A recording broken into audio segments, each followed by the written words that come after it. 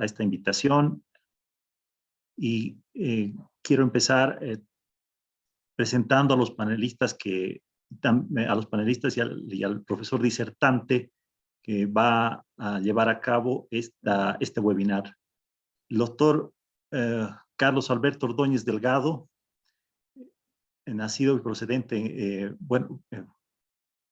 de Cali, Colombia.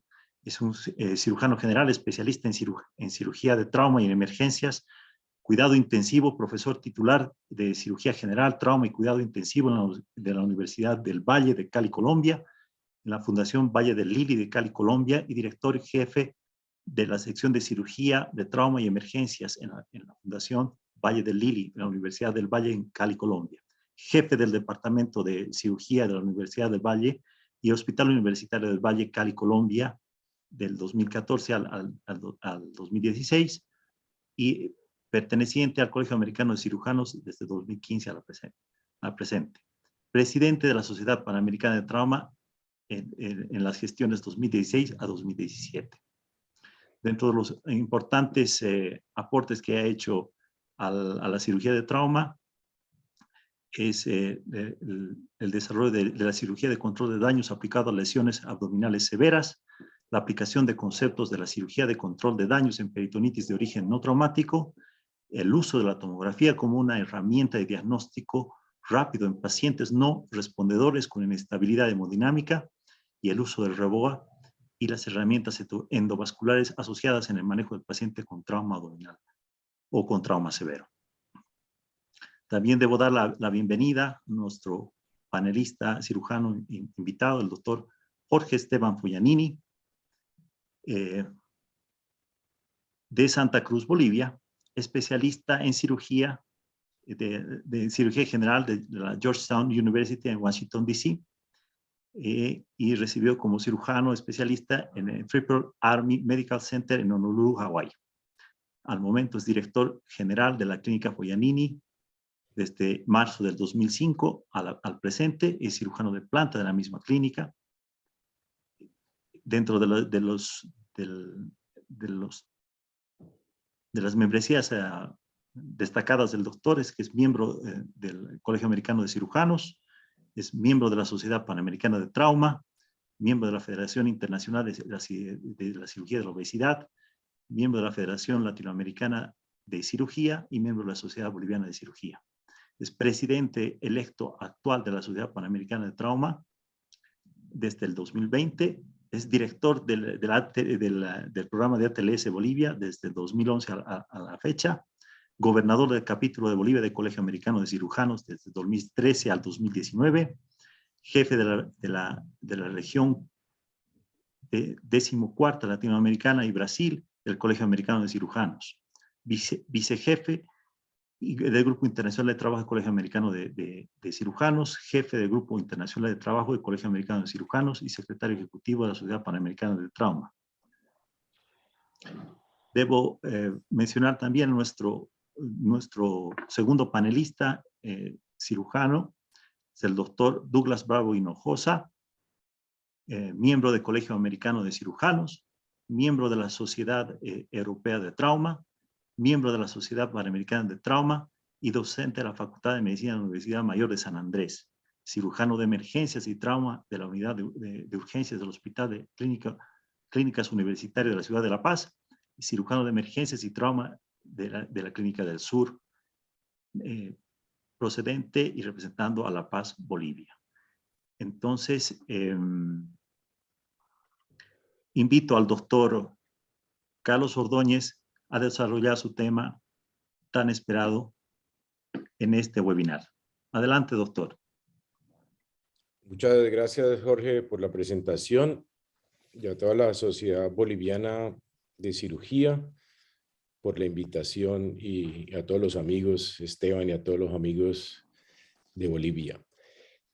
Quiero compartir con ustedes, habíamos quedado en hablar de trauma toracoabdominal, pero esto es muy parecido a lo que ustedes quieren oír. Esta charla la hemos titulado REBOA en pacientes con trauma severo. Pues no tenemos ningún conflicto de interés, nada que ver con los catéteres ni con estas cosas. Pero miren la idea que quiero mostrarles acá. Estos son los pacientes de trauma severo que nosotros vemos y que ustedes también, ¿no? Múltiples heridas por arma de fuego en todo el torso, toda la región toracoabdominal, el cuello, la cara, todas estas cosas, y son pacientes que ingresan graves. Entonces, ¿cómo manejamos este paciente inestable con trauma severo? ¿Cómo se maneja desde urgencias, desde el momento en que usted lo ve y en el quirófano y posteriormente en la UCI? ¿Qué hacemos? Miren, este paciente lo estamos operando, es reciente. Miren el vestido del cirujano que está operando. Y miren este video rápidamente en este punto, ¿qué es lo que sucede? Miren, si vieron ese chorro de sangre que sale de un momento a otro y ese chorro que a veces ni se ve en un paciente totalmente controlado en cirugía. Y miren cómo le queda la bata al cirujano. O sea, esto es un solo latido cardíaco que puede pasar en un paciente con trauma que lo tenemos controlado. Se suelta una pinza en un instante y miren eso en un solo latido. O sea, ¿qué puede pasar si uno no tiene control de eso? Entonces, eso es lo grave y eso es lo que sucede. Entonces, ¿qué es lo que pasa con este tipo de pacientes graves? Tenemos la toracotomía, resucitación y el clampeo de la aorta como un último recurso, como lo ven aquí. Esto es simple, siempre se hace como último recurso o se debe hacer antes. Entonces miren el artículo de Simmons, que es reciente, 2015, tiene 10,000 pacientes con 72 estudios y ellos vieron cómo la toracotomía de resucitación y qué pasó con los pacientes. Entonces miren que si usted tiene un trauma y penetrante en el tórax y tiene pulso, cuando usted le hace la toracotomía, tiene 21% de posibilidades de sobrevivir. Pero si no tiene pulso, baja al 8%. Si es extratoráxico la herida, el 15% de posibilidades de sobrevivir si tiene pulso. Pero si no tiene pulso, ya es menor del 3%. Y si es trauma cerrado, pues es como todos lo conocemos, 4% por acá y menos del 1%. Entonces son los pacientes graves con esta área del torso que presentan exsanguinación. Y una cosa es con pulso, otra es sin pulso y cómo pueden resucitar. Entonces miramos que, en resumen, menos del 10% de los pacientes que llegan sin pulso sobreviven. Y entre el 15 y el 20% de los pacientes que llegan con pulso sobreviven. En todo estoy hablando del área del torso, o sea, el tórax y el abdomen, en un paciente muy grave. Entonces, ¿qué es lo que hemos hecho y hemos pensado? Entonces, como decía Einstein, para obtener resultados diferentes tenemos que hacer cosas distintas. No podemos seguir haciendo lo mismo porque, miren que eso es infinidad de artículos, más de 10,000 pacientes, y eso es, o sea, hay que cambiar, porque si seguimos haciendo lo mismo, siempre quedaremos en lo mismo. O sea, eso ya está escrito durante toda la vida que hay que hacer. Nosotros hace un año y pico escribimos este artículo que dice que la resucitación de control de daños, y pusimos como el RIBOA, como el cuarto pilar en la resucitación del control de daños. ¿Y qué es lo que quiere decir esto? Aquí el doctor Holcomb en el 2007 describió la resucitación en control de daños, que es la hipotensión permisiva, la resucitación hemostática y la cirugía de control de daños per se. ¿Y qué es la propuesta nuestra? Y la compartimos con Holcomb y con otros cirujanos. Entonces nosotros, con cirujanos que han escrito estas cosas, nosotros les propusimos esto y dije, ¿por qué no cambiamos la resucitación de control de daños y le ponemos otro actor? Entonces no solo es la hipotensión permisiva, la resucitación hemostática, sino el RIBOA y la cirugía de control de daños. Entonces, ¿con qué y por qué debe ser esto así? Dije, porque tenemos que hacer algo distinto. Y miren este dibujo que es hecho aquí por nosotros, y esto es lo que pasa con la redistribución sanguínea en un trauma grave. Entonces usted tiene una herida aquí, por ejemplo, pensamos la subclavia, y cómo es la perfusión de este paciente. Entonces la sangre se sale por la herida, se va por la aorta hacia el abdomen y hacia las extremidades y se hipoperfunde el corazón y el cerebro, y todas las carótidas están hipoperfundidas. Entonces, si nosotros hacemos una estrategia distinta, y les explicaré poco a poco en qué consiste y por qué es diferente, es si usted le clampea la aorta. Usted le clampea la aorta a este paciente, que se la puede clampear por la toracotomía o por el abdomen o por un catéter puesto endovascularmente, como está el dibujo acá, y usted le clampea la aorta. ¿Usted qué hace con este flujo? Entonces, lo primero que hace es que la sangre no se va al abdomen ni a las extremidades. Queda cortada totalmente el paciente y por aquí, por encima de las tetillas. Entonces, la sangre que tiene va al corazón, va a las carótidas, perfunde el corazón perfunde el cerebro, va a los otros lados, puede que se salga más sangre por la herida, algo sale más, pero en un paciente hipotenso no es que salga mucha sangre por la herida, se redistribuye al corazón, se redistribuye al cerebro, y usted que tiene sangre en esta herida, pues usted la tiene que controlar muy rápido.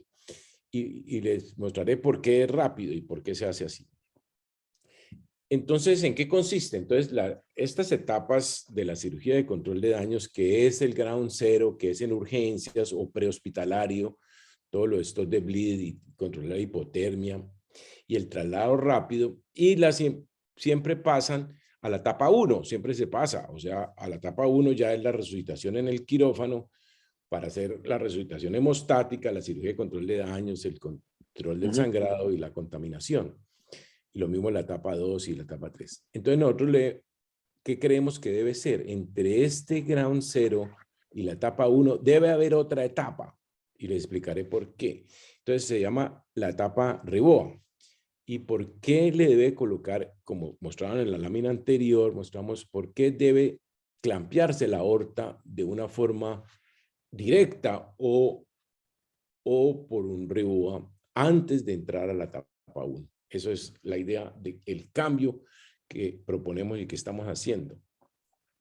¿Y por qué es esto? Porque ha cambiado un poco la resucitación. Entonces la resucitación ya no es como el ATLS, que es el ABC, sino que tenemos una doble A de accesos en los vasos, en la arteria femoral y en la vena femoral, que sería una cosa adicional, más un cirujano entrenado en trauma y en estas cosas del RIBOA. Y el RIBOA se convierte en una herramienta dinámica durante la resucitación de control de daños. Y es dinámica porque, como verán ahora, no solo es poner un catéter, sino es manejarlo dentro del quirófano, el catéter y cómo se maneja. Entonces, ¿cómo se aplica esto del RIBOA en la reanimación en un paciente con trauma grave? Entonces, este dibujo, que es muy simple, lo hemos como hecho nosotros y lo hemos propuesto de esta manera porque hemos visto nuestros datos y que le iré mostrando y en qué consiste. Para nosotros es muy importante la presión arterial sistólica y como a todo el mundo en el trauma es muy importante. Entonces, nosotros, ¿qué decimos? Si usted tiene presión arterial sistólica por encima de 90, pues camine. Pero si usted su presión arterial sistólica está entre 70 y 90, usted tiene que correr. Y si está en menos de 70, tiene que volar, porque si no hace esto, el paciente, como verán ahora, ¿qué le sucede? Entonces, cuando usted le llegue un paciente a urgencias y usted le mida la presión y encuentra una sistólica de esto en la primera medición, usted tiene que obrar de esta manera. ¿Y por qué? Entonces, mire lo que hicimos. Nosotros miramos todos los pacientes, la probabilidad de morir en trauma penetrante, independiente de si tuvieran trauma craneoencefálico, sacándolos de trauma craneoencefálico, y miramos qué pasó con todos estos traumas del torso. Entonces, miren lo que encontramos, que la frecuencia cardíaca no sirve mucho en esto, ni la frecuencia respiratoria, ni el número de heridas por arma de fuego, ni siquiera el número de heridas, que tenga 1, 2 o 3 balazos, es independiente. Pero ¿qué sí es muy dependiente? Es la sistólica y el Glasgow. ¿Por qué el Glasgow? A pesar de que no tiene trauma de cráneo y el Glasgow se usa para el trauma de cráneo, lo que pasa es que el Glasgow se baja cuando usted está hipotenso y pierde la conciencia. Entonces, por eso es importante y se ha encontrado factores determinantes con el Glasgow. Pero mire, si nosotros tenemos pacientes con encima de 90, esta es la referencia, pero si tenemos entre 70 y 90, la probabilidad de morir entre 70 y 90 es 2 veces más. Y si la sistólica está por debajo de 70, la probabilidad de morir es 5 veces más. Por eso decimos, entonces, corra, porque aquí 2 veces más la posibilidad de morir, y aquí es 5 veces más la probabilidad de morir. Entonces, usted tiene que volar. Entonces, es muy importante esto. O sea, como les digo yo a los residentes y a los fellows, si usted tiene 70, la probabilidad de morirse en los próximos 5 minutos es gigante. Entonces, usted tiene que correr. Entonces, ¿qué hacemos? Si el paciente tiene más de 90 y usted tiene heridas por arma de fuego en el torso, que es lo que estamos viendo acá, nosotros le hemos medido el NIS. El NIS es el índice, el nuevo índice de severidad de la injuria del trauma, que es para trauma penetrante, por eso es el N del nuevo. Es el ISS, pero para trauma penetrante, que es más sensible para eso. Entonces, si usted, a estos pacientes con encima de 90, el NIS es de 17, el Glasgow es de 15, y la probabilidad de que terminen operados es del 50%. Y la mortalidad es de menos del 2%. Si usted tiene un buen equipo de trauma, que dispare el código de trauma y que atienda bien al paciente, usted tiene todos los estudios de imagen de extensión y puede hacer un manejo conservador, mínimamente invasivo o un manejo operatorio. Que mínimamente invasivo estamos diciendo de llevarlo al angio o hacerle laparoscopia o hacerle quirúrgico. Entonces usted puede hacer todas estas cosas si usted tiene un paciente relativamente estable.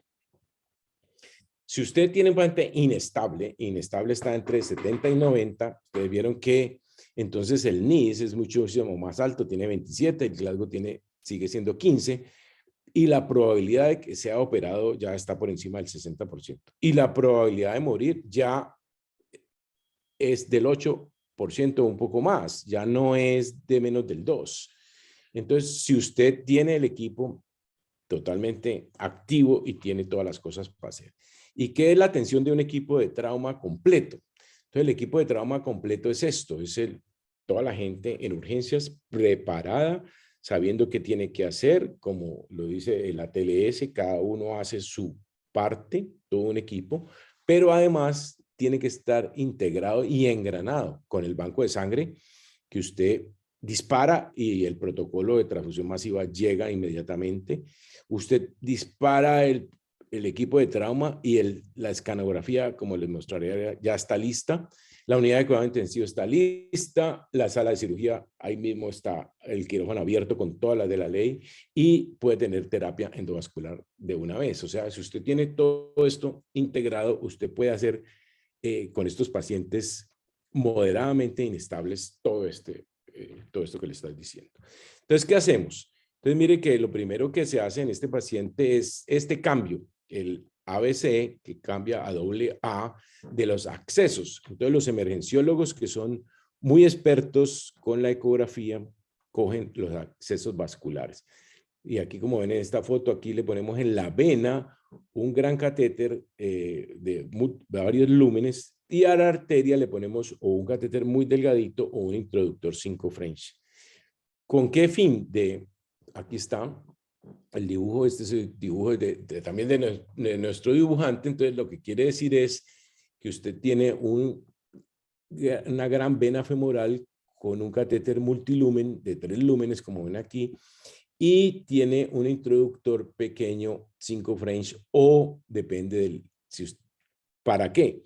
Para medir la presión arterial, para tomar gases sanguíneos o para poder introducir un riboa en este punto. Entonces, lo primero que hacemos es eso.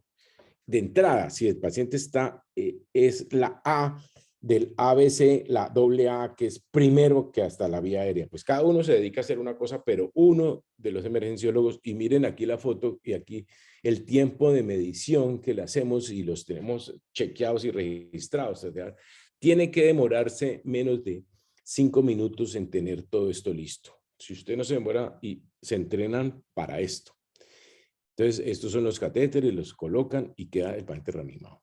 Al mismo tiempo, pues se dispara, como les decía, el equipo de transfusión masiva. Ya eso se tiene en el banco, está todo listo, según el ABC. Entonces, disparan en estos pacientes y el banco de sangre está alerta y el banco de sangre comienza a mandar el protocolo que consiste en tener unidades de glóbulos rojos de plasma, la féresis de plaqueta y crioprecipitado, también usamos nosotros. Entonces se va mandando paulatinamente a medida que se va necesitando, pero de una vez sale eso. El plasma está descongelado. Siempre tenemos las unidades para ese paciente, entonces se usa ese y se va descongelando en el otro para que no se demore, porque si no se va a demorar 30 a 40 minutos y no sirve. Entonces esto se hace de una vez. O sea, hay que preparar y tener todo el protocolo de transfusión masiva listo. Y lo otro que tenemos listo es la escanografía. Nosotros tenemos un programa hecho por nosotros y los radiólogos de cómo se hace este TAC. Y miren el TAC cómo se ve en una sola imagen. Ustedes aquí ven la aorta, ven la arteria hepática, ven la porta, las ramas, ven la suprahepática. O sea, es un TAC con contraste que se hace en una fase arterial y venosa al tiempo. Pues no les tengo tiempo de explicarles cómo lo hacemos, pero eso es lo que hacemos con el TAC. Entonces, imagine usted en el TAC, en una sola foto, ve las arterias, ve las venas, y yo le pregunto al radiólogo, ¿tiene herida hepática? Me dice, sí. Y le digo, ¿es arterial o es venosa? Me dice, ¿es arterial o es venosa? Porque al mismo tiempo lo ve. Entonces, no me quedo con la duda de que sí tiene herida hepática, está sangrando, no. Me dice, ¿es arterial o es venosa? Entonces ya sabemos qué hacer. Entonces, pero eso hay que ir conformando los equipos, entonces el equipo del banco de sangre, el equipo de radiología, todo esto. Y entonces, ¿por qué decimos que 70 es como el valor crítico y más grave que existe? Entonces, lo que hemos hecho nosotros es, con nuestros pacientes, hemos tratado de encontrar estos puntos. Esto lo publicamos en el Journal de Trauma en el 2020. ¿Y qué encontramos? Entonces nosotros cogimos todos los pacientes que le habíamos puesto en ese momento Riboa, tenemos aquí 50 pacientes, más otros 57 pacientes con clampeo de la aorta por toracotomía, y midamos cuál es la probabilidad de hacer paro cardíaco o de hacer muerte en estos pacientes. Como ven aquí, miren, la presión sistólica es de 66 y la diastólica de 35. Entonces, y miren la frecuencia cardíaca de este paciente ahí. Entonces, ¿cómo tenemos que hacer? Entonces, tratamos de mirar y ¿qué encontramos? Que si el paciente tenía sistólicas de 70, esto se asocia a un 50 de posibilidades o más de hacer paro cardíaco. Y ustedes miren aquí la curva, si está en 70, y miren aquí, este es el punto, y aquí miren la curva, cómo va siendo cada vez más alta la probabilidad de ser paro cardíaco cuando yo le clampeo la aorta, ya sea por toracotomía o por el Riboa, en 70. Y si paso cada vez más bajita, pues la probabilidad de hacer paro es más alta. Y lo mismo lo hicimos para la probabilidad de morir. Entonces, cuando encontramos que el punto de inflexión para morir no es 70, sino 60, y la probabilidad de morir es cada vez mayor, como ven en la curva, a medida que la sistólica va bajando.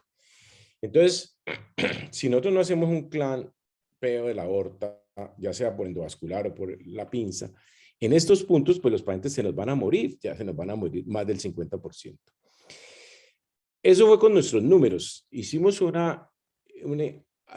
con la base de datos global de Riboa, la base de datos mundial que existe, que es la suma de la base de datos americana y la europea, y estamos trabajando en eso. Hicimos esta primera aproximación y estamos trabajando pronto en hacer una nueva publicación ya en esto. Pero miren, los datos iniciales es lo mismo. Lo mismo que encontramos nosotros en nuestros pacientes, lo hemos encontrado con el Riboa. Y estos son los puntos. Si usted tiene, esto es para trauma cerrado y aquí para trauma penetrante, pero miren el punto, está en 70, y si usted no hace un la probabilidad de morir cada vez sube más en trauma cerrado y lo mismo en el trauma penetrante. Entonces, si usted no lo clampea, los pacientes se le van a morir, y es lo que siempre se ha dicho, y se mueren. O sea, si esto es con sistólica, ahora qué tal sin pulso, entonces es más grave. Entonces, lo que decimos es esto, es como en la película, continuamos haciendo lo mismo o nos anticipamos a estos hechos y buscamos una oclusión aórtica temprana, porque definitivamente si seguimos igual, pues seguirán los mismos muertos. Entonces, ¿qué hacemos? Entonces ya sabemos que en el paciente totalmente inestable, con 70 de sistólica, pues el equipo de trauma está activo, el protocolo de transfusión masiva, el protocolo de TAC y la oclusión de aórtica con el Rivoa. ¿Por qué? Porque miren que el NIS de estos pacientes ya es muchísimo más alto, tiene 34, ya el Glasgow cae porque la pérdida de conciencia comienza y ya el Glasgow es de 12. La probabilidad de operarse es del 86%, o sea, acá todos los pacientes van a estar operados. Y la probabilidad de morirse es del 27%, pero miren que esto, la probabilidad de morir es del 27% con lo que existía o lo que existe en la literatura, que la probabilidad de sobrevivir es del 10 o del 20%. Nosotros estamos hablando de probabilidad de morir del 30% si hacemos esto. O sea, estamos invirtiendo los números. Invirtiendo los números si clampeamos la aorta con este punto. Si clampeamos la aorta en este punto, invertimos los números totalmente ya. Y lo que hemos encontrado, estos son nuestros datos, la probabilidad de morir es del 30%. No la probabilidad de sobrevivir que sea del 10 o del 20%. O sea, que se invierten totalmente. Entonces, si hacemos cosas distintas como esto, no clampearla cuando no tenga pulso, cuando no tenga sistólica, ya eso es muy tarde. Entonces, entonces prever que esto va a suceder. Si a mí me llega un paciente herido por arma de fuego y con esa sistólica así, si no me pongo las pilas y no hago las cosas, pues me va a pasar eso. Entonces, no quiero que me pase, entonces me tengo que adelantar y clampear la aorta. Entonces, mire, aquí por ejemplo está uno de los fellows poniendo el catéter en urgencias y aquí lo están viendo que tiene el Rivoa aquí puesto y lo está haciendo. Y esto es lo que se ve. Entonces, ¿en qué consiste eso? Esto mismo es subirle este catéter, inflar el balón acá, aquí, y al inflarlo, lo que sucede es que la perfusión aquí cambia y solo se perfunde el corazón y el cerebro. Entonces, miren, por ejemplo, aquí hay un video y miren esto. Aquí estamos midiendo cuando, depende de los catéteres que tengamos, le ponemos lo que tenemos. Aquí estamos midiendo un catéter que necesita medirse porque es un CODA que no tiene medición, pero miren que al mismo tiempo, aquí se está poniendo el catéter y el cirujano de acá arriba, que es lo que voy a mostrar. Miren que aquí se está poniendo, un cirujano está haciendo esto y otro cirujano acá arriba está viendo el externo de este paciente. O sea, al mismo tiempo se están haciendo las cosas. Un equipo hace esto y otro equipo hace esto. O sea, no perdemos tiempo. No es que uno se dedique aquí y el otro acá. Siempre debemos ser varios. Unos abordan el paciente y otros le ponen el catéter. Y hay diferentes técnicas. Esta es semiabierta porque, por ejemplo, no pudieron ponerlo o no se puede, o el paciente está muy grave que no se puede casi ni parar por urgencias, entonces nosotros lo hacemos semiabierto en el quirófano. O sea, o los emergenciólogos lo cogen abajo o nosotros lo hacemos semiabierto en el quirófano. Semiabierto es que hacemos una incisión aquí transversa, encontramos la arteria y la vena femoral, puncionamos la arteria femoral por aquí y le ponemos el catéter. Entonces, con una visualización directa se punciona y no hay que abrir la arteria, simplemente se punciona y se pone el catéter. Entonces, hay diferentes formas de hacerlo.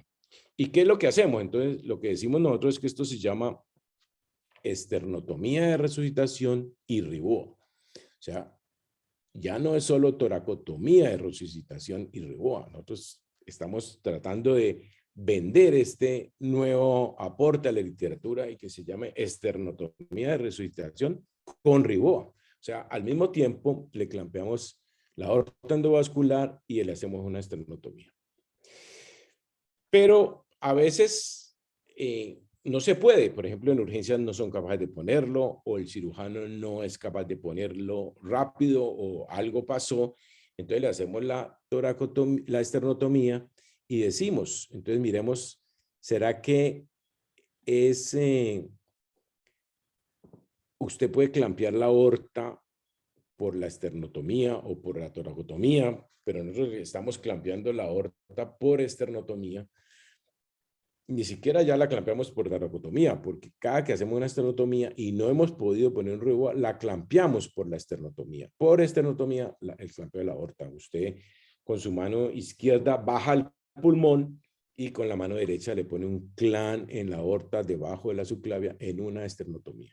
Entonces nosotros le clampeamos la aorta por aquí porque hemos podido poner el catéter, pero entonces la pregunta es, ¿son excluyentes? Y también ya hemos avanzado en esto y creemos que no.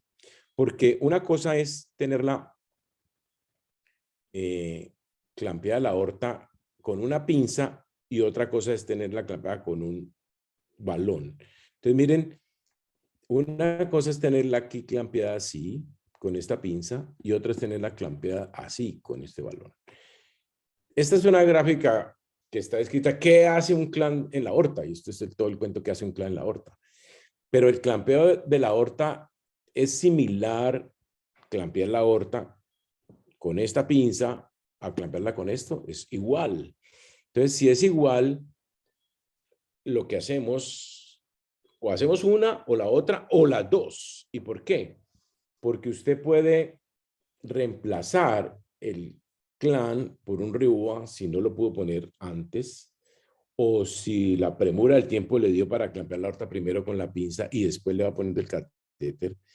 Y después le quita la pinza y le deja el catéter, porque el catéter es dinámico. Entonces usted puede esto bajarlo un poco, desinflarlo un poco, bajarlo aquí debajo del riñón o desinflarlo. Cambio la pinza es muy difícil manejarla. Entonces usted, porque esclampearla con una pinza a la aorta, ya pierde el flujo. Cambio usted, esto lo sube, lo baja, lo infla. Usted por eso el catéter es un actor dinámico en la resucitación. Entonces, ¿qué necesita para clampear un catéter? Entonces, mire que nosotros miramos nuestros pacientes cuando les pusimos catéteres grandes o pequeños, y definitivamente los catéteres pequeños, ojalá todos pudiéramos tener catéteres 7 French, porque no tiene complicaciones. Cambio los catéteres 11 o 12 o 14 con introductores muy grandes, sí tienen complicaciones en la arteria, pueden tener otras complicaciones, pero puede dañarse la arteria. Entonces, la idea es tenerlos pequeños, pero si uno no tiene, sino los grandes, pues lo hace con un poco más de precaución. Y hay varios artículos diciendo que definitivamente los catéteres pequeños son mejores que los grandes, y por eso cada vez la literatura y la gente que produce estos catéteres hace catéteres más pequeños. Este es el CODA, que es un catéter 11, pero a veces se necesita camisas 14. Este es un RIBOA, que es el catéter gringo, que es 7 French y con una camisa 7. Y este es el Rescue Balloon, que es el de los japoneses, que también es 7 French y con camisa 7 French. Los japoneses necesitan guía, este americano no necesita guía, estos todos necesitan guía, y de estos hay varios que no necesariamente tenemos que comprar un RIBOA, que a veces son muy como estos. Podemos usar los catéteres de endovascular que usan para aplanchar las prótesis de la aorta. Esto es un catéter para esto. Entonces se puede usar en todas las partes donde haya hemodinamia. Existen estos tipos de catéteres, o sea que usted lo puede usar. Y es pues más asequible porque en toda Latinoamérica se hace hemodinamia. O este que es uno nuevo que han hecho los canadienses, que ya es 4 French, y esperamos que algún día lo podamos nosotros conseguir, 4 French. ¿Qué ha pasado con esto? Entonces, mire que el Comité de Trauma del American College, que Esteban lo conoce perfectamente, en el año 2019 sacó esta guía que dice que en pacientes por debajo del diafragma se puede usar, pero por encima no. ¿Qué hemos hecho nosotros? Nosotros hemos, este artículo dirigido por Alberto García, que es el compañero mío de cirugía, encontramos que los pacientes tratados con Rivoa tienen 78% menos probabilidad de morir que el grupo control que no les pusimos Rivoa en este tipo de pacientes tan graves, en trauma penetrante. Y nosotros, en este artículo publicado en el Journal de Trauma, miramos en el tórax. Mire que, o sea, por encima del diafragma, como en contra de lo que dicen los gringos y que hicimos. Entonces, mire, le pusimos catéteres a pacientes heridos por encima del diafragma, o sea, pacientes heridas en la aorta, la subclavia, todas estas, y vimos y miramos, y la probabilidad, la supervivencia observada con la predicha por el TRIS es igual, miren, 65 contra 63, o sea que los pacientes no les pasaba nada en contra, antes les iba muy bien si lo hacíamos de esa manera. Lo publicamos en esa época y los americanos con Megan Brenner a la cabeza y todo este grupo ya hicieron estos estudios, varios en animales, y ya quitaron esa prohibición que la American College tenía. Y mire que esta tabla con la X aquí pintada dice que no se puede poner en el tórax en heridas por encima, y ya ellos mismos en sus animales, en estos estudios ya han quitado esa prohibición que se puede hacer. Entonces sí se puede poner heridas por debajo del diafragma, por encima del diafragma, se puede hacer. Entonces, ¿cuál es la herramienta dinámica? Que necesitamos esto. ¿Por qué es dinámico? Entonces, primero porque cambiamos, y eso ya la literatura lo ha cambiado, el ATLS, el AA de la reanimación, el acceso vascular. Decimos que es un nuevo actor en la reanimación, porque usted durante la cirugía puede desinflar un poco el balón, bajar el balón, perfundir el hígado, perfundir los riñones, y tiene clampeada la aorta. Lo que pasa es que una cosa es tener la clampeada la aorta debajo de la euclavia, otra cosa es tenerla debajo de los riñones. Entonces, cada vez uno lo va manejando más y por eso se convierte en una herramienta dinámica. Tenemos un cirujano encargado solamente de eso. Y él, en conjunto con el anestesiólogo, con el equipo de cirugía, entonces dice, ok, la presión está por encima de 100, 110, entonces bájale un poquito, desinflele un poquito, bájelo. Se subió a 140, pues hay que bajarlo más. Se bajó la presión, usted la sube, lo infla. Entonces, es dinámico y el cirujano está todo el tiempo mirando eso en conjunto con todo el equipo, con anestesia y con el equipo de cirugía. Entonces se convierte en una herramienta dinámica, es un nuevo actor en la resucitación, tanto de urgencias como en todo el quirófano. Y lo hemos hecho hasta el quirófano. Ya después del quirófano lo quitamos. Estamos pensando si eso puede continuar en la UCI o no. Pero por lo menos en el quirófano lo hacemos. Y ya le quitamos el catéter porque tenemos que muchas veces suturar la arteria y se tiene que hacer una sutura como cualquier cirugía vascular, de que hay que hacerlo bien. Entonces, esto se llama un nuevo actor en la resucitación endovascular. Y como les decía, uno lo baja, lo mueve y lo puede hacer desde urgencias o en cirugía.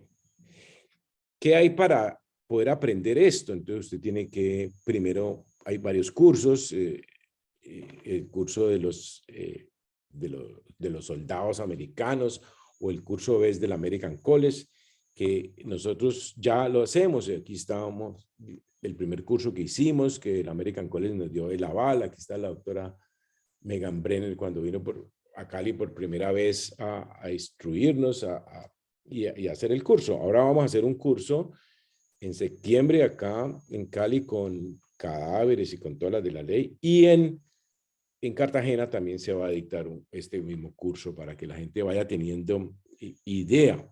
Entonces sí hay que hacer los cursos y crear el equipo. Y por eso le decimos aquí, somos conscientes de las limitaciones y el acceso para conseguir los catéteres, de las limitaciones que tenemos en la educación, pero este es el camino que estamos recorriendo y estamos haciendo y queremos compartirlo con todos ustedes y que no repitan la historia. Nosotros hemos venido repitiendo esta historia, llevamos 10 años trabajando en esto y ha sido difícil. Los primeros años fue muy complejo, pero después ya hemos salido adelante muy bien. Entonces, lo que les decimos que este es el bienvenidos al futuro, pero este es el presente que estamos construyendo. Y esto era lo que les quería contar del trauma severo del torso que es como querían el trauma toracoabdominal, pero no es los pacientes graves los que tenemos que mejorar y tenemos que sacar adelante. Muchas gracias. Muy agradecido, doctor Ordóñez, por su presentación innovadora con Si una quieres perspectiva. quitar el video o cómo cerramos esto, espérate. ¿Dejo de compartir la pantalla? Ya. Doctor Balda nos va a ayudar en eso. Por favor. Tiene que hacerlo él mismo de su pantalla. No. Hay un foquito rojo arriba para dejar de compartir.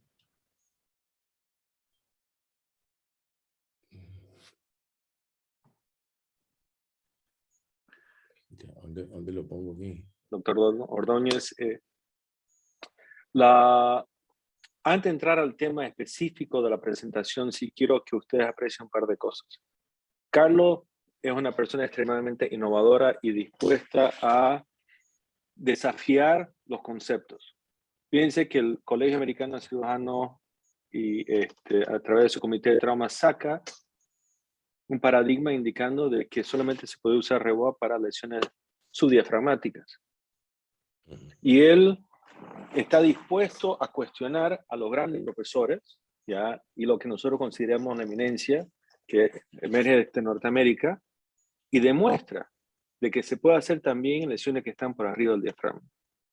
¿Ya? Lo he visto a Carlos, no solamente con esta presentación, sino con otros trabajos que viene haciendo, demostrar que con perseverancia, con dedicación y con el deseo de hacer un cambio, ¿ya? No importa dónde uno esté, ya puede hacerlo. Entonces él está en Cali, en Colombia, y te felicito, Carlos. La verdad que sos un gran ejemplo y me enorgullezco de considerarte un amigo y ver las grandes diferencias que haces. Gracias. Sobre las apreciaciones que haces, también hablando un poco sobre la presión sistólica, que un valor tan sencillo nos da unas pautas, ¿dónde está el paciente? ¿Ya? Y muchas veces, y yo debo haber pecado lo mismo, que veo a un paciente que la sistólica comienza a disminuir, le abro el tórax y le pongo el clamp torácico de una vez, y la verdad que partir a un cristiano, ¿ya? Hacer una toracotomía anterior, es difícil. En el contexto de que es una lesión grave que sufre el paciente y uno se comienza a cuestionar si esto va a ser positivo o negativo. Carlos ha cambiado ese paradigma de nuevo, porque al poner el REBOA a un paciente que llega crítico, puede estar con una presión sistólica 80, 90, y ya pone el REBOA y ya está preparando a ese paciente. Inflar el balón una vez que has puesto el catéter es mínimo.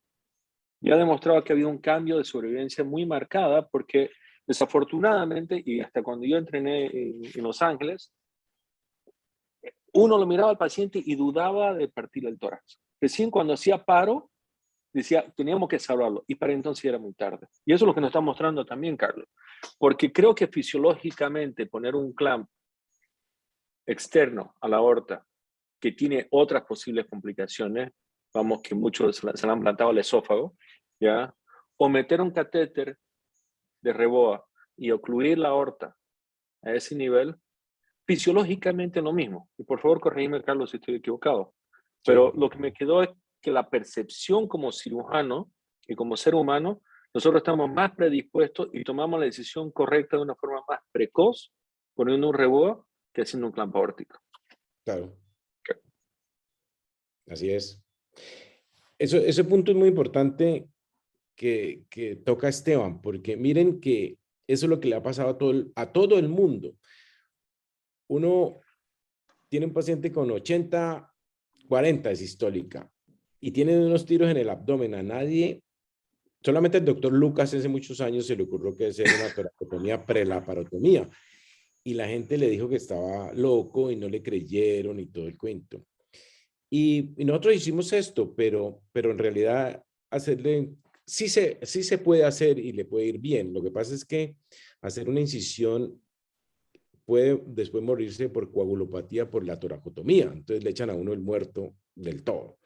Y eso es lo que pasa. Entonces la gente le da mucho temor a hacer una toracotomía supuestamente si el tórax está sano, si la herida es en el abdomen. Entonces uno la hace y como que tiene el permiso cuando está en paro. Y cuando está en paro y no tiene frecuencia, tiene la autorización moral y legal. Y resulta que cuando tienen la autorización, pues la probabilidad de morir es de menos del 10%. O sea que esa es una autorización que la gente se creyó y resulta que se le mueren todos. Entonces, si lo hacemos, como decía el doctor Lucas, toracotomía prelaparotomía, lo describió en el año 76. Y lo hizo mucho tiempo, pero no le creían y no le creyeron mucho. Pero ahora ha salido esto, entonces decir, ok, le clampamos la aorta sin que esté en paro, con un catéter, que es lo mismo, es igual, evitando hacer una toracotomía, o sea, evitando una incisión gigante de una toracotomía. Es lo mismo. Es exactamente lo mismo. Lo mismo en el clamp, pero aún más porque fisiológicamente, como les decía, lo puede uno manejar muchísimo más fácil que no. Eso es la idea. Sigue, Esteban. Sí. Entonces creo que esas son apreciaciones, digamos, importantes. Levanta también el tema de, hablando de presión arterial sistólica como un gran parámetro para saber qué paciente está en extremo. ¿Ya? Menciona un poco el protocolo ABC para determinar paciente para transfusión masiva. No sé cuántos cirujanos en Bolivia usan eso como parámetro pero es bastante sencillo. Fue presentado originalmente por el doctor Brian Cotton de Texas, y son 4 parámetros: presión arterial inferior a 90, frecuencia cardíaca arriba de 120, un FAS positivo o lesiones penetrantes de torso. Y si tienes 2 valores, tenías que pensar en que ese paciente va a transfusión masiva, ¿ya? Entonces, lo que nos está mostrando aquí el doctor Ordóñez es que tenemos que considerar pautas que nos hacen adelantarnos al evento. Desafortunadamente, muchos de nosotros reaccionamos recién cuando pasan las cosas. Ya cuando le has dado múltiples unidades transfusionales al paciente, ya comenzás a decir, deberías iniciar un protocolo de transfusión masiva. Entonces, para los cirujanos que están escuchando, irán adelantándose al paciente y no comenzar a reaccionar ya cuando el paciente está en un colapso circulatorio, ¿ya? Y creo que eso es lo que más saco yo de esta presentación que hace el doctor Ordóñez. Sí, un comentario sobre eso. Hay que estar preparados y ser conscientes y tener el banco de sangre y preparar este protocolo y este proyecto. Todo esto hay que hacerlo y tener conciencia de que apenas, si tenemos parámetros muy claros como el ABC o algunas otras cosas muy regladas, ¿a quién le disparamos el protocolo de transfusión masiva? Porque inmediatamente se manda la sangre. Y la idea es no perder la sangre y la idea es sí ponérsela lo más rápido posible al que la necesita. Y definitivamente hay que ponerle los glóbulos rojos, el plasma, las plaquetas, todo al tiempo y lo más rápido que se pueda. Nosotros hace un tiempo hicimos un trabajo en que si se la poníamos en los primeros 15 minutos o se lo poníamos en los después de 45 minutos, y es increíble la diferencia en esa demora. Y uno se demora descongelando el plasma, eso. Entonces, no puede ser así. Tiene que tener todo el equipo hecho y el plasma, hay que mantener un plasma descongelado permanentemente para poder hacer eso. Entonces, eso es como un trabajo que tiene que hacerlo el equipo de cirugía con los bancos de sangre y convencerlos, ¿no? Convencerlos que tienen que tener las unidades así.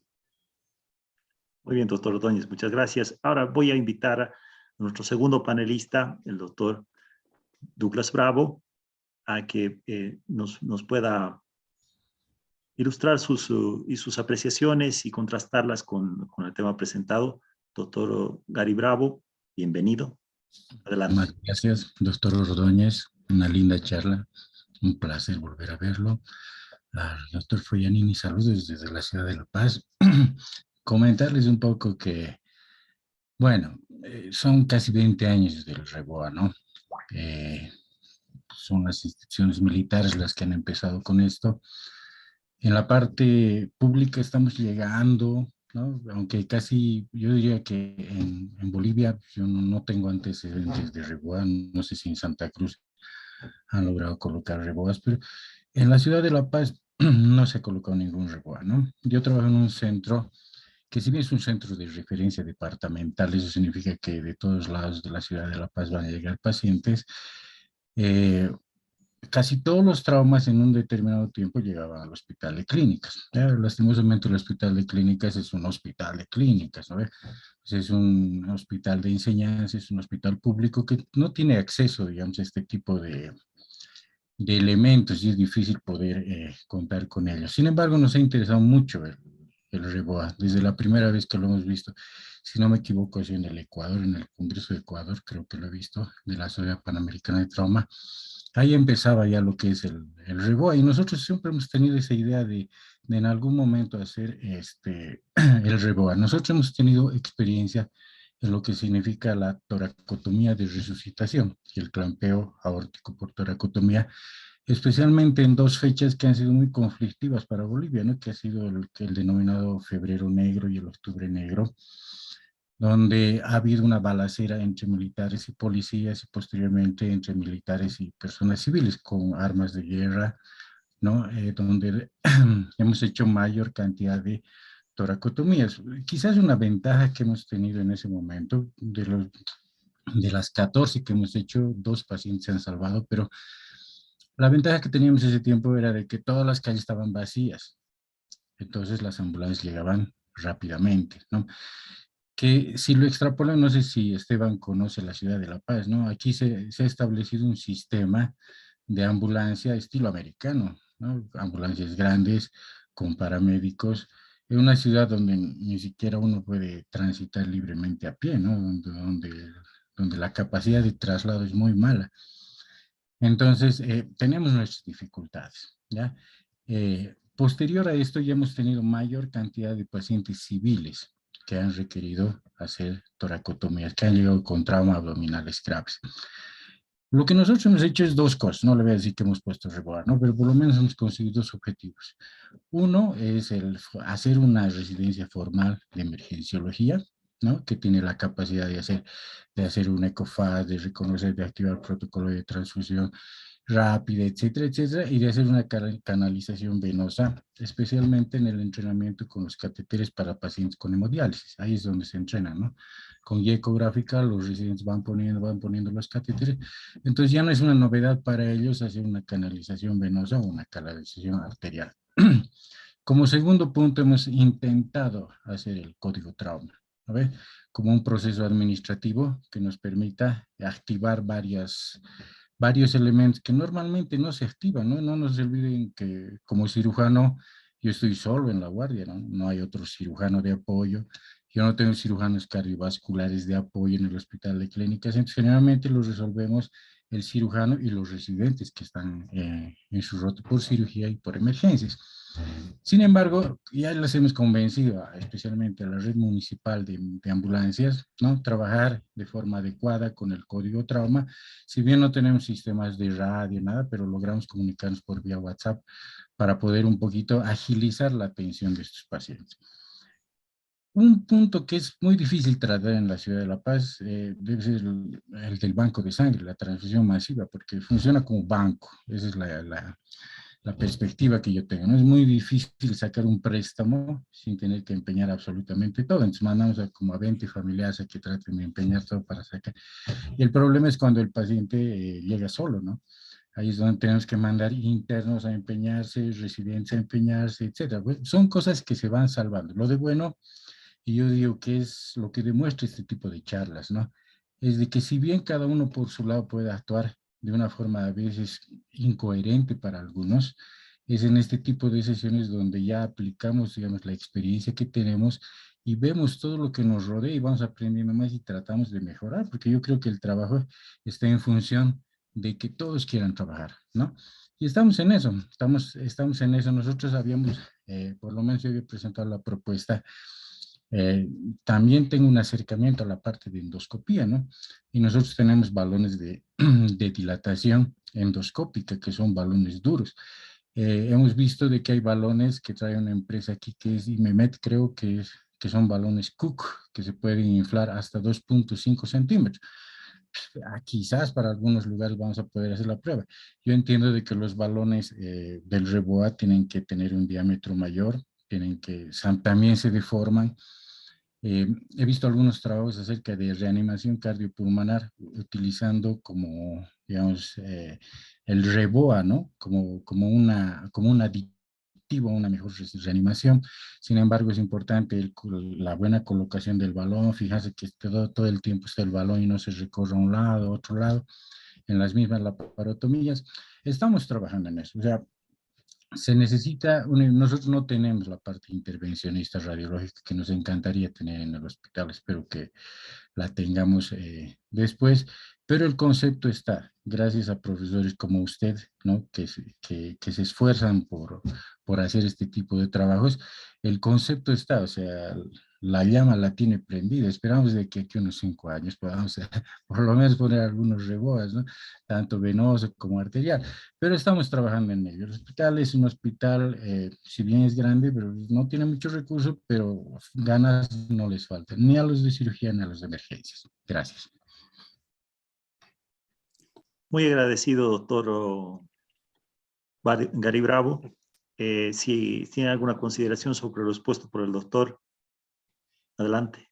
Doctor Foyanini, doctor Rodanos. Es muy importante lo que dice el doctor del código de trauma, de establecerlo, de alinear a toda la gente, a los emergenciólogos, a los cirujanos que estén allí, y irlos organizando. Yo creo que así hay que empezar con eso, y eso es muy, muy enriquecedor, y hay que estarlo revisando permanentemente. Y el otro trabajo es con el banco de sangre, hay que ir trabajando para que tenga las cosas.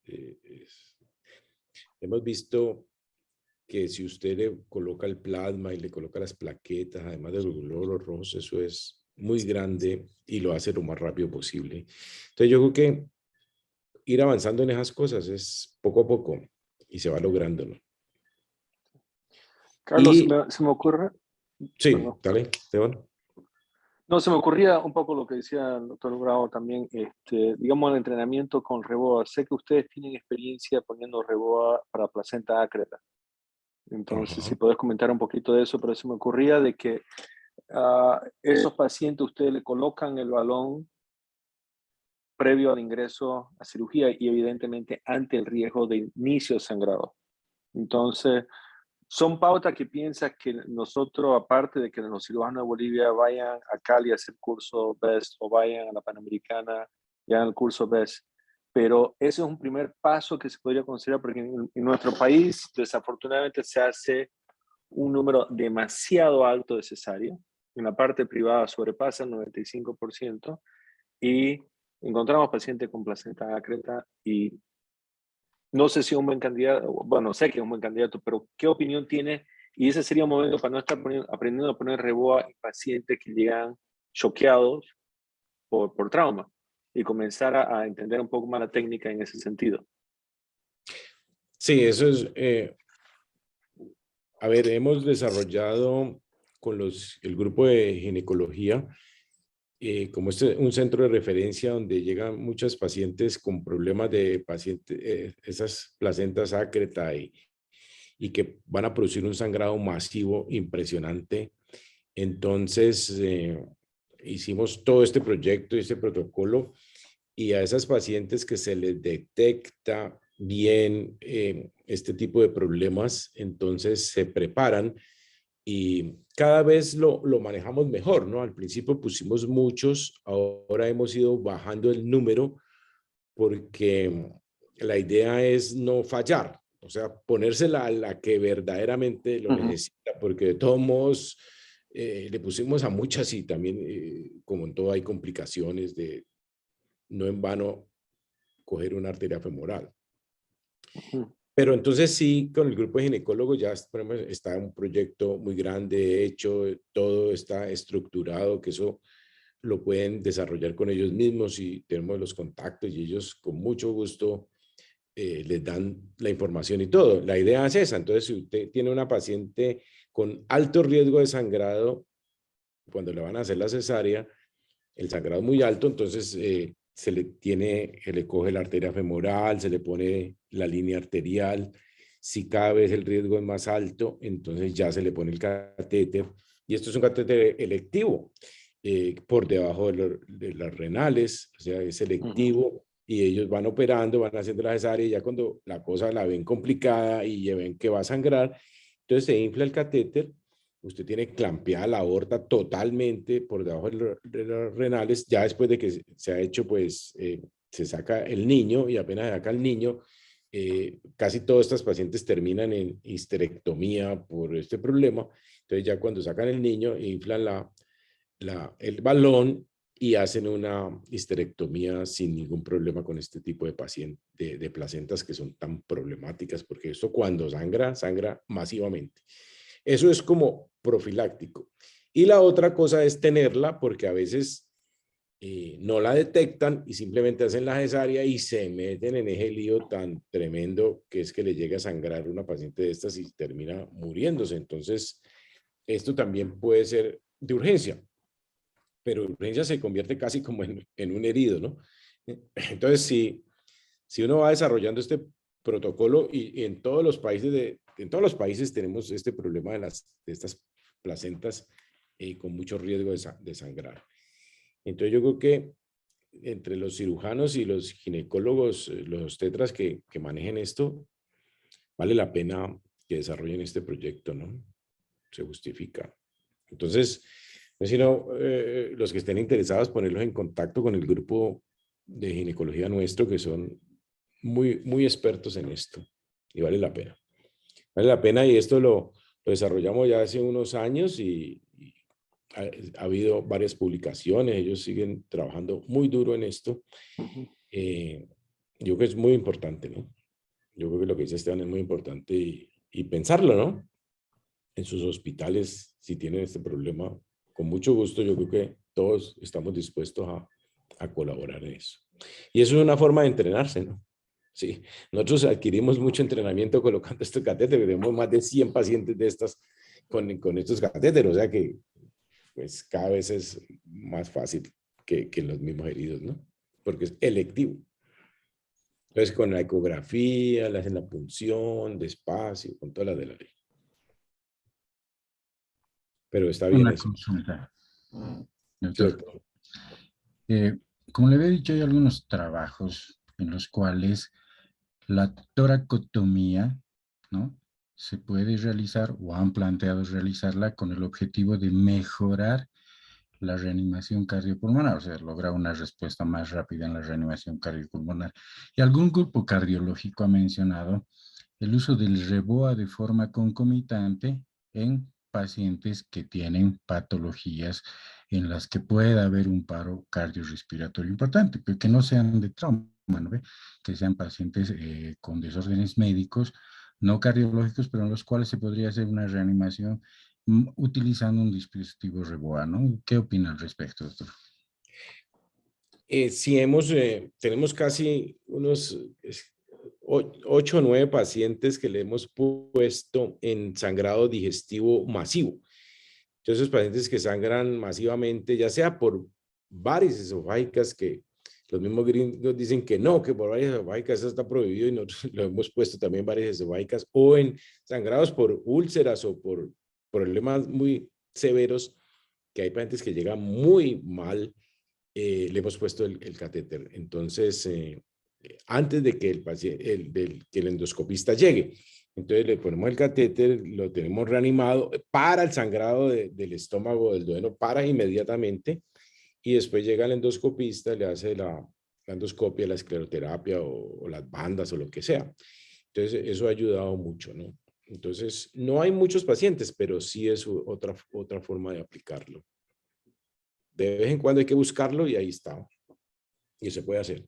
Hay literatura ya de eso, no mucha, pero hay. Entonces, pero eso es otra. Hay varios momentos en que puede usar, y esa es otra patología que sí. Gracias, doctor. Otra consulta más, doctor. Perdón. Sí, adelante, adelante. Enchufados. ¿Qué complicaciones usted ha tenido a corto plazo y a largo plazo con la utilización de estos dispositivos? Entonces hemos tenido complicaciones, sobre todo, como le dije, cuando usamos los 7 French no ha habido complicaciones, porque definitivamente es una punción más o menos pequeña, no es tan pequeña, pero cuando se usa camisas 11, 12, hasta 14, eso es una herida en la arteria femoral grande. Es una herida casi de 1 centímetro. Entonces, las complicaciones son que usted no suture bien esa arteria con esas camisas. Y si es abierto, usted tiene la obligación de suturarlo bien, como si fuera una herida vascular, porque hay gente que, yo le pongo un puntico ahí. No, eso no es un puntico, eso es una herida en la arteria femoral. Y entonces hay que suturarla y repararla perfecto, como si fuera un trauma vascular. Eso es lo número 1. Entonces, si usted no lo hace bien, la arteria se le daña y se le trombosa y todo esto. El segundo punto es que si lo deja, hemos visto que si se queda mucho tiempo, más de 30 o 40 minutos, en varios pacientes se le puede hacer trombos en la arteria femoral. Entonces, lo que hacemos es, todos los que son abiertos, se les mira el reflujo, y si tiene buen reflujo, la arteria femoral, pues no tiene problema, pero si no tiene reflujo, usted tiene que pasarle un Fogart y mirar si tiene un trombo. Entonces, estar muy seguros de eso. Y si no ha sido abierto, sino solo por punción, entonces hacerle un Doppler y le hacemos un eco y le seguimos el pulso y todas estas cosas, porque los problemas son de la arteria femoral, número 1. Número 2, si usted lo deja más de, los primeros los dejamos mucho tiempo, a veces más de 1 hora, y tuvimos uno con un sangrado digestivo por hipoperfusión del estómago y sangró, pues menos mal que sangró y se recuperó, pero fue por hipoperfusión. Y otro que también quedó mucho tiempo, se le isquemizó el colon derecho tuvo una isquemia, y creemos que es por el catéter durante mucho tiempo. Entonces, por eso esto ha ido cambiando y no se puede dejar tanto tiempo. Hay que perfundir el intestino y el hígado y los riñones, más de 30 minutos. Y ahora está saliendo un artículo escrito por Megan Brennan que dice que máximo 15 minutos, entre 15 y 30 minutos. Y de allí hay que perfundir como sea, por lo menos las vísceras, porque si no se hipoperfunden. Entonces, por eso es que digo que tiene que ser dinámico y usted lo baja del tórax al abdomen y lo perfunde y poco a poco. Y entonces evita uno los problemas sistémicos y manejar muy bien la arteria, ¿no? Nosotros no hemos tenido ya problemas graves de terminar con amputaciones o cosas de esas, pero los japoneses y los americanos tienen reportes de amputaciones por los catéteres, ¿no? Eso es. Una pregunta, doctor. En primer término, felicitarlo, una excelente charla. ¿Qué opinión tiene sobre el REBOA prehospitalario? Si es que lo ha utilizado, si es que aconseja o no aconseja. Nosotros no lo hemos hecho, pero algún grupo inglés, los ingleses sí han hecho algunos y han manejado esto prehospitalario y con los helicópteros. Entonces, es posible. La idea es que lleguemos a eso, ¿no? Nosotros creemos que hay que llegar a eso, hay que llegar a tener transfusión de sangre total prehospitalaria, hay que tener el catéter prehospitalario. Creemos que algún día tenemos que llegar allí, ¿no? Pero creo que sí debe funcionar muy bien si se hace un buen manejo. Pero por ahora no. Hasta que eso no, como que no bajen el precio. Es que el problema, yo creo que el problema del avance nuestro en Latinoamérica ha sido los precios de los catéteres, todavía son muy caros, entonces tienen que ser catéteres pequeños, ojalá como el que salió ahora, que es el 4 French, que sería increíble que eso se pudiera hacer en el área prehospitalaria, ¿no? Y creo que no tendría problemas porque un paciente puede durar media hora y se transporta, ¿no? Llega muy bien. Ojalá podamos llegar a eso pronto. Muchas gracias. Muchas gracias. Quisiera, si me permiten, hacer una pregunta al respecto, tal vez pensando también en la audiencia, y es que, ¿considera usted, doctor, esencial el uso de la guía ecográfica, o es que con el tiempo y la experiencia que ya tiene su grupo, ha ido mejorando el uso de las medidas anatómicas para poder instalar o posicionar el catéter en la zona que uno desea. Pero la pregunta es, ¿dónde debe quedar, cierto?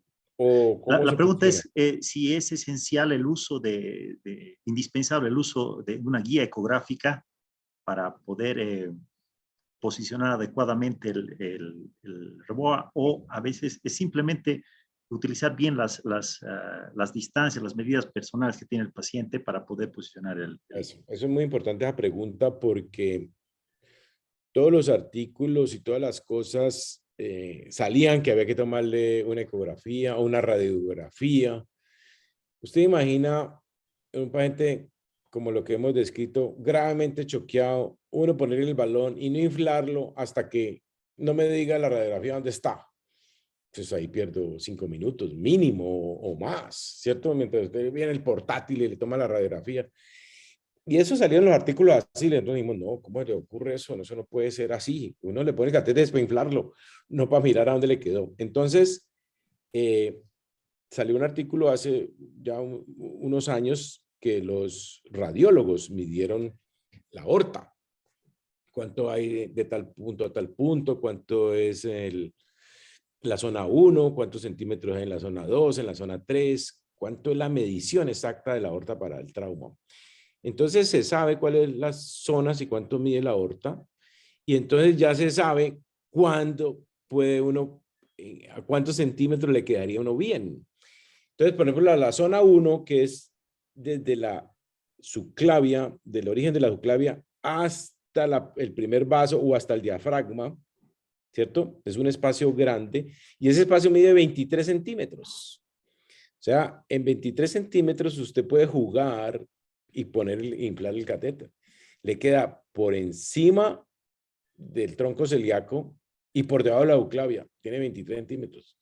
O sea que se sabe que más o menos 50 centímetros desde la femoral, desde el inicio de la femoral, 50 centímetros más o menos 5, usted puede jugar y no le pasa nada. O sea, usted juega ahí entre 40, 45, 50, 50 y le queda bien posicionado.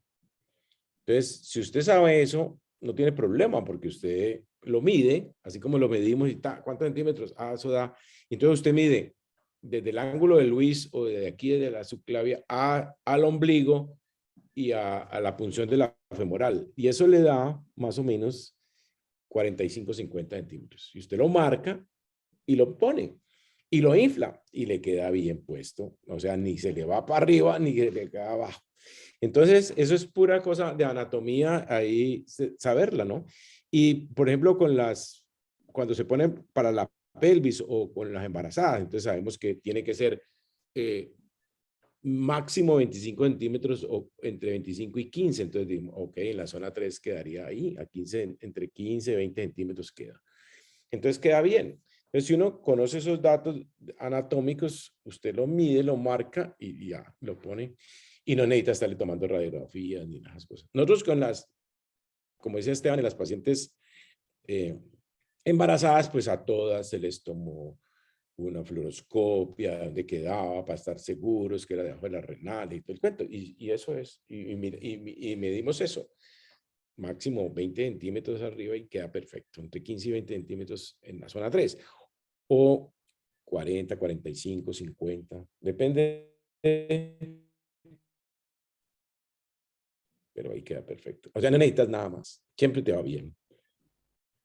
Hay que estar seguro, es cuando pasa el catéter, ¿no? De que la guía pase fácil, como en cualquier catéter subclavio o yugular, que la guía entre muy fácil, entre bien y después el catéter se va allí sin problema, ¿no? O sea, que sí estés endovascular. Pues hay algunos riesgos, ¿no? Que uno tiene la arteria renal rota, la aorta rota, la ilíaca rota, pero pues son algunos riesgos, pero la guía casi prácticamente se va bien. La otra cosa es siempre estos catéteres que necesitan guía, mantener la guía puesta. No se puede quitar la guía nunca, porque si usted quita la guía, usted infla el balón y el balón inflado, la sangre, el pulso lo baja y lo puede anudar. Entonces, y se anudan unos catéteres adentro, y eso es como se anudaban los Swan Gans o cosas de esas, entonces eso hay que tener mucho cuidado. Entonces la guía siempre tiene que estar puesta, excepto en el RIBOA que no necesita guía. O sea, el catéter es rígido, es maleable pero rígido. Los demás necesitan guía, no se le puede quitar la guía. Excelente, doctor, muchas gracias.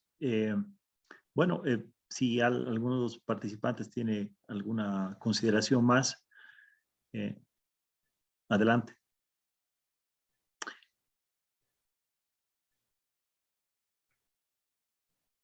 Si existe alguna pregunta de los asistentes, también estamos atentos. Mientras tanto, una cosa que les quería recomendar es, entonces, ¿han oído esto? La idea es pensarlo, armar los grupos, decir, bueno, vamos a medirnos, a hacer esto, a hacer un equipo completo. Tienen que tener conocimiento de los emergenciólogos, las instrumentadoras, todo el mundo, saberlo, hacer un equipo, practicarlo, hacer los cursos de entrenamiento y después ponerlo en práctica, ¿no? No se lancen solos a hacer una cosa de estas porque pueden tener problemas graves, entonces le echan la culpa de los muertos al que está tratando de hacer las cosas bien. Y no repetir la historia, ¿no? La historia ya te la podemos contar, o sea, no necesitan repetirla para no cometer errores, ¿no? Nosotros ya llevamos poniendo el catéter con protocolo establecido y con todas las de la ley desde el año 2015. O sea, llevamos 7 años haciendo esto. Y 3 años antes estuvimos estudiándolo y haciendo algunas prácticas y iniciando. Y nos costó mucho trabajo, ¿no? Pero lo logramos, ¿no? Porque hay que hacer estudios en cadáveres y uno como conocer las cosas hasta lanzarse. Pero no lo hagan solos porque se pueden meter en problemas graves. Doctor Donis, nuevamente agradecerle de sobremanera todas sus recomendaciones y toda la experiencia vertida sobre el tema. De igual forma a nuestros panelistas, el doctor Esteban Foglianini y el doctor Gary Bravo, más la gran asistencia del doctor Eloy Balda en el desarrollo de este webinar. Yo creo que en relación a lo referido, a lo llevado, a lo expuesto, hay que tomar las palabras del doctor Ordóñez, que hay que hacer algo nuevo, hay que hacer algo diferente, hay que ir avanzando, puesto de que si no hacemos las cosas diferentes, vamos a tener los mismos resultados, vamos a tener, como bien decía, los mismos muertos de la misma forma y no vamos a tener opciones nuevas para poder recuperarlos y para darles una opción de vida. Agradecido nuevamente con la sociedad por este espacio que nos han dado para poder desarrollar estos conocimientos. Y si tienen alguna consideración, doctor Ordóñez, doctor Foglianini, doctor Bravo, adelante. No, yo creo que darles las gracias por haber compartido con ustedes, darnos la oportunidad de mostrar estos trabajos que estamos haciendo. Saludar a todos los amigos en Bolivia. Esteban, somos amiguísimos desde hace mucho tiempo. Darles las gracias a todos y esperarlos en el Congreso en Cartagena para poder compartir y discutir. La idea es esa, ¿no? Es discutir ya más abiertamente entre los latinos, con los gringos, con todo el mundo, a ver qué hay, qué podemos hacer y qué podemos cambiar. Muchas gracias a todos y muy queridos por la invitación. Gracias. Doctor Andresana, yo agradecerle también y claramente al doctor Ordóñez por participar. Realmente es uno de los líderes de trauma en toda Latinoamérica y diría a nivel mundial a esta altura, así que es un lujo tenerlo con nosotros y compartir su experiencia y me parece una muy buena alternativa ir a la Panamericana, ir a la Asociación Colombiana de Cirugía. La reunión en Cartagena va a ser fantástica, es una ciudad que te invita, le recomiendo que vayan con sus familias también, ¿ya? Pero el contenido del Congreso va a ser de altísimo nivel y para las personas que estén interesadas, comenzar a trabajar en el tema de REBOA y podemos discutir su implementación en Bolivia. Creo que sería un avance muy importante y como dicen, ya está llegando para prime time, o sea, por el momento ya para asumir y ser dentro del arsenal de las cosas que nosotros podemos ofrecer a nuestro paciente gravemente lesionado. Pero agradecer la invitación de la Sociedad Boliviana de Cirugía, doctor Balda también como presidente, gracias por hacer este espacio. Que tengan buenas noches. Buenas noches, doctor, agradecerle. Es un maestro usted. Yo lo he visto desde hace muchos años, he visto el progreso de muchas cosas. He tenido la oportunidad de compartir con el papá de Esteban, después con Esteban, que es muy buena persona. Creo que todos estamos en esto, ¿no?